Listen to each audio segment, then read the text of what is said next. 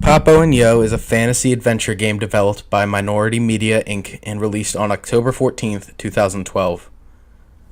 The narrative of the story revolved around a young boy named Kiko and a monster who follows him around in search of food. Throughout the game, you solve puzzles using your robot friend Lula and the monster as well. The game took roughly 4.5 hours for me to complete.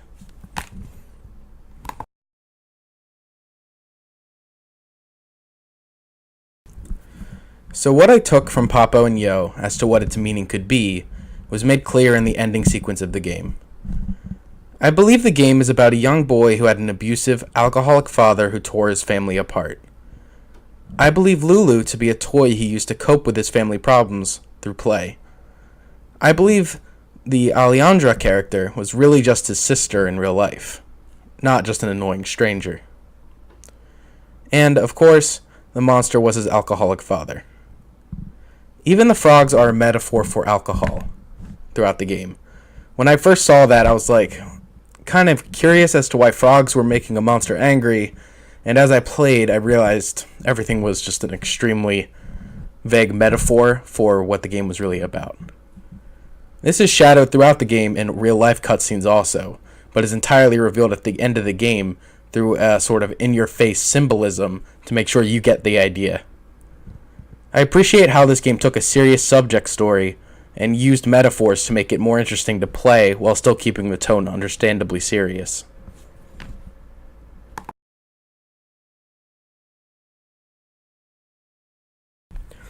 The mechanics in Papo and Yo are used in a way that really trigger a feeling of panic. While it is easy to go around and jump and turn keys to make things move in the game, the entire monster mechanic with the things that it eats really make for a scary and terrifying experience. It even makes you afraid of something as simple as frogs because, well, you know what's going to happen.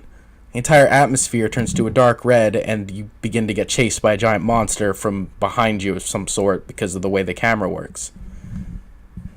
Whenever some frogs were let loose for the monster to eat, I would immediately run for shelter because of this. I find it strange, however, because even though I couldn't die, I was still fearful of the monster. This especially hit home with me because growing up with an alcoholic father, I knew deep down that I wasn't in danger from him, but his presence itself was just threatening. As well, the Lulu mechanic was worked as intended, I believe, since whenever I didn't have Lulu, I felt less safe because of my inability to move, more so because of how her mechanic works with giving you some extra jumping boosts and more freedom for interacting with the puzzles. I felt like I couldn't reach higher places throughout the game. Not having Lulu felt like being without a safety blanket, which, understanding her purpose in the real world in the game, being a safety toy for the young boy, Kiko, really hits home.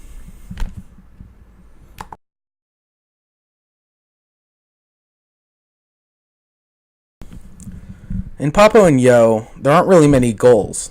You aren't ever directly presented with any real goals besides to bring the monster to the shaman to get him cured, which is kind of the general narrative in the metaphorical world in the game.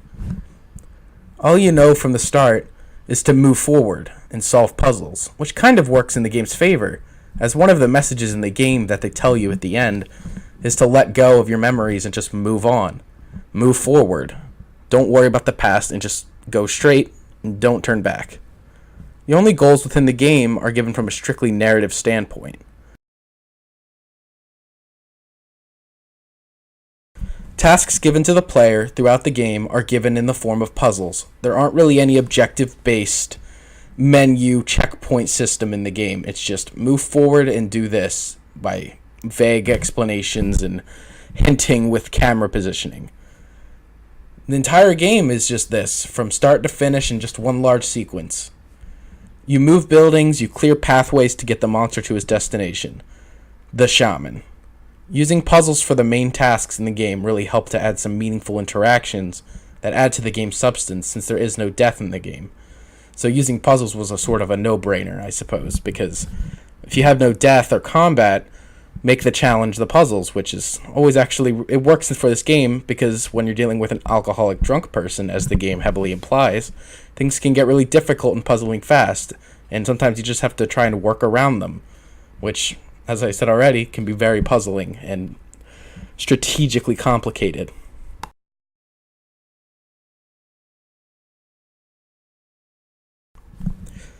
Papo and Yo doesn't give you much in the form of rewards for the player besides the general satisfaction of solving its puzzles, as well as the slight reward in character aesthetic via hats that the player is given after beating the game. However, as many noted in the IMED 260 class that I am taking, the ending of the game itself did not feel very satisfying or rewarding at all. In the game's defense, though, I wanted to say that the theme of the game goes along with this. The game is attempting to involve you in its story and metaphors to show you repressed memories of a person's childhood.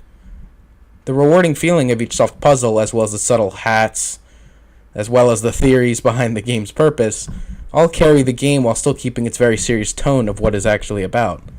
There's nothing rewarding or satisfying about letting go of the past. It's difficult, and that is what the game is trying to say.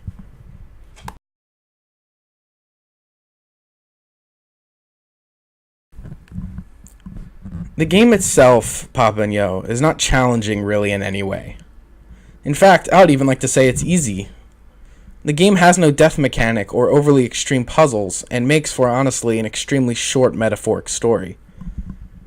What challenges do exist within the game, however, well, the substance of it, are all, as I mentioned, in the task section. They're puzzles. There were at times moments when I did have to backtrack and really think. However, at the same time, I never had to Google any answers either.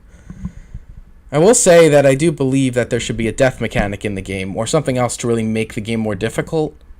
Even if there was a sort of grounded metaphor that they could add to, because of the father-son situation, that sets the player back, or even have time limits, this could add to the challenge. However, since I believe the game is a metaphor for its creator, I believe that they were trying to tell a story that they grew up and lived, and well, they're still alive, so having a death mechanic might kind of seem strange. I believe that a death mechanic might not match with the tone the game is trying to give. And while yes, the monster did eat Alejandra, that had to do with the metaphoric story in the back rather than just a random game mechanic. Hiko never really died, as I've already stated, because, well, the game's inspiration, the story kind of tells that itself.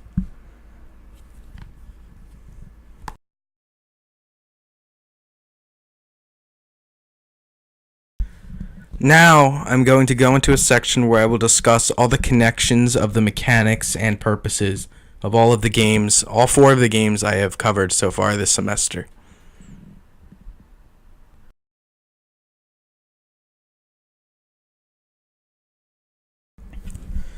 I noticed that, at the ending of both of these games, they used the same exact type of dream sequence to display a history between its characters. These were used, I assume, to clarify more into the story while wrapping things up slightly between its characters while tying up some loose ends. It is also used to, really, in a way, give the player an emotional gut punch to understanding the reality of the situation that they had just played, while contrasted by the trippy aesthetic of what is going on.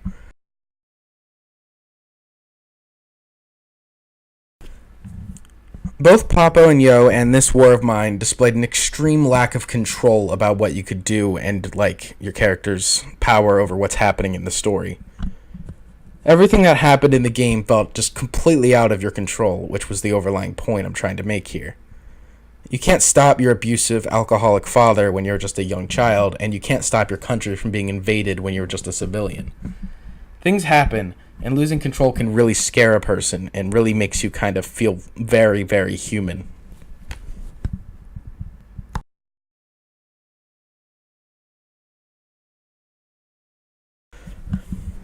Life is Strange and Papers, Please both have an overlaying similar theme. Lots of control over situations that, in the future, come back to bite you in the ass. These games make you feel like you can stop anything bad from happening, just to shove it down your throat that no matter what you attempt to do, nothing can stop the inevitable from occurring, and you just need to try your best.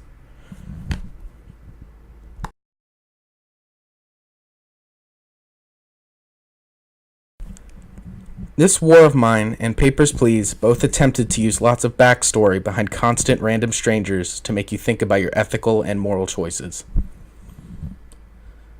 They tried to huck as many people as possible at you to make you feel bad to curve your decisions that will affect your own well-being.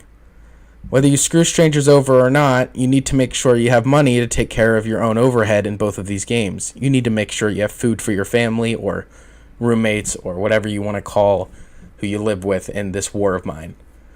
However, where this war of mine succeeded where Papers, Please didn't, to me, is the art style allowing for a stronger connection between these complete strangers and the player.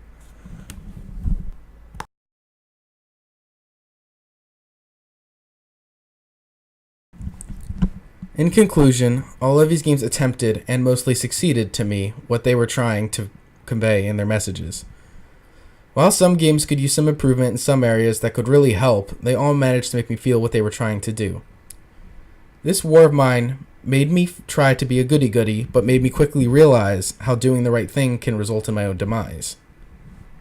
Life is Strange made me have an emotional breakdown as I had to choose between one extremely loved person and hundreds who didn't deserve death, while still making me feel like garbage about all my choices. This was kind of like the classic railroad question wrapped up in the ending of the game. The amount of depression and awareness about that entire mental health thing, there's like situations of Stockholm Syndrome and stuff like that in the game, and the general serious mental investigation that goes on within it and its plot is just insane. Papers, Please made me think heavily about all my choices and whether I was on the moral high ground or not with my decisions, even if they were technically legal. And Papo and Yo really hit me hard with its purpose due to my own experiences when younger with my own father. Alcoholism is a serious issue that rips families apart, just like a real monster. And even now, I had to let those memories go just to keep a connect with my brain-rotted father, just to stay in contact with him, who at this point barely seems to know what's going on because of how bad the alcohol has destroyed him. These games all showed me something, despite some of their glaring issues, and I am happy that I got a chance to play these games and do research into what they were about, and hope that others can find some clarity within them as well.